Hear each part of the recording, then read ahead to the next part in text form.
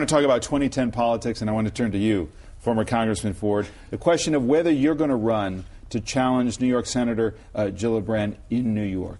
You're being coy about this, and yet everything you're doing has the hallmark of you being a candidate. Are you going to run? I haven't decided yet. I'll make a decision in the next few weeks. I have to tell you, the travels around the state have been great, encouraged, humbled by what people are saying. The press and the pundits are focused on carpetbagging and some of the politics around it, but people in New York are expressing the same concerns that we've been expressing around the table. It's a big concern about health care, but a bigger concern about the economy and jobs. Well, let's talk about some of the carpetbagging issues. One of the questions that's come up is, are you really a New Yorker? Do you pay taxes in New York? Have you filed at least a partial return for the time you spent there? Absolutely. Paid taxes on all New York income in the last 2 years, and for the first time in 2009, my wife and I will file as residents of New York. But this is politics. They've tried to distort my record on choice, distort my record on other social issues. But at the end of the day, voters in New York are as unsettled and as worried about their futures as any other set of voters across the country. At the end of the day, many people in the state don't know Senator Gillibrand, don't know a whole lot about her. But there'll be time if I run and litigate that line by line. The bigger issue, I think, is what David has raised, and partially what the congressman has raised here. Democrats, we are in a position to make things happen. People are no longer interested in keeping score in Washington. They want outcomes. And at the end of the day, if we are not seen or not able to show how we're producing jobs and at least mindful of reining in the size and the growth of government, because every business, every household is reining it in. I hate to use the example of being in the airport and listening to someone share with me how they're sitting around their table cutting back, and they said, you better, if you get there, make government cut back. And we've got to be mindful of that as Republicans and Democrats. Bigger picture is important, but so is accountability on some issues, including a couple of others that have come up for you. There's so much talk and anger about bonuses on Wall Street. You have worked for Merrill Lynch. Are you going to release how big your bonus was with Merrill Lynch and other tax return information so voters know? David, if I become a candidate, I was in Congress for 10 years. I understand the closures. The simple answer is yes, but I'm not a candidate yet. I've answered questions throughout, and again, I understand. But you won't say how big your bonus was with Merrill?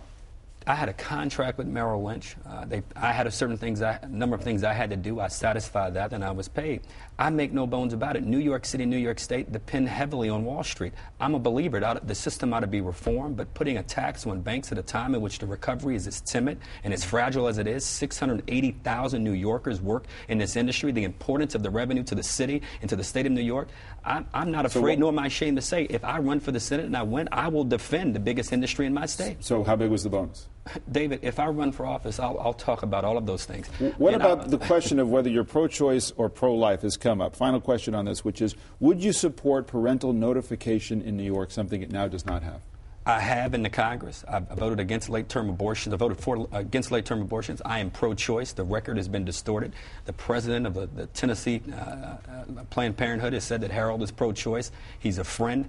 My wife is pro-choice. I can assure you who I wish happy Valentine's Day to this morning. If I were not pro-choice, my wife nor my mother, Mom, happy Valentine's Day too. They neither would allow me in their home. Parental notification in New York, you'd support it?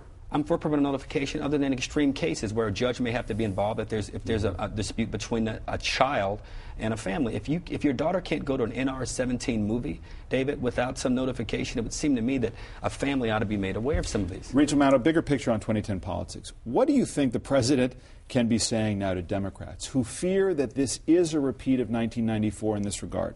The prospect of losing on health care reform, being stymied on health care reform, just as they were stymied on the crime bill as well, that chaos theory that Democrats can't achieve. Yeah, I think that when Nancy Pelosi noted this week that 200 bills have passed the House that have been sitting in the Senate not going nowhere, and 70% of those, more than 70% of those, had more than 50 Republican votes when they passed the House, is a key of what's going wrong. There's a real problem in the Senate.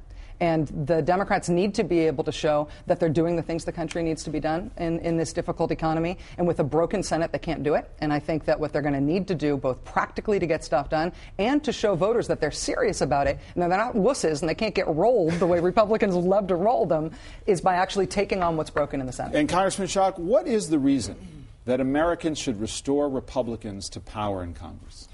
Because there needs to be some balance in Washington.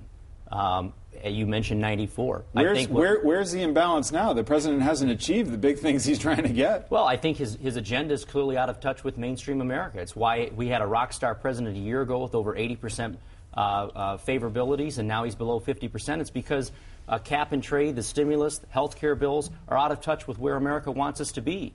And the Republican Party has been where the American people have been, which is talking about jobs, talking about the economy, talking about tax cuts to get our economy going again. That's what America wants us focused on. And despite the president continuing to talk about jobs, their stimulus packages and bills continue to just spend. David Brooks, 30 seconds. The outlook.